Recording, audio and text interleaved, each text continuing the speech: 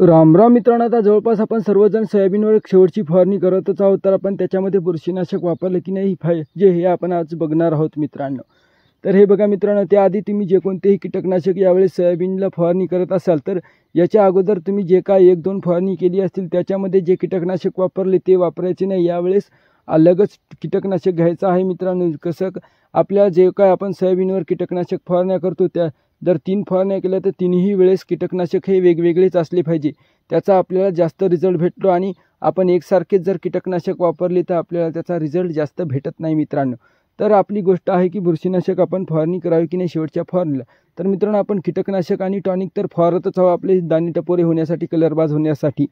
तर त्याच्यासोबत आपण बुरशीनाशकही फवारावे आणि बुरशीनाशक जर आपण हरू घेतलं तर ते आपल्या सोयाबीनमध्ये तेलाचे प्रमाणसुद्धा वाढवण्याचे त्याच्यात थोडेफार कंटेंट असतात आणि ते बुरशीनाशकचं सुद्धा काम करते मित्रांनो.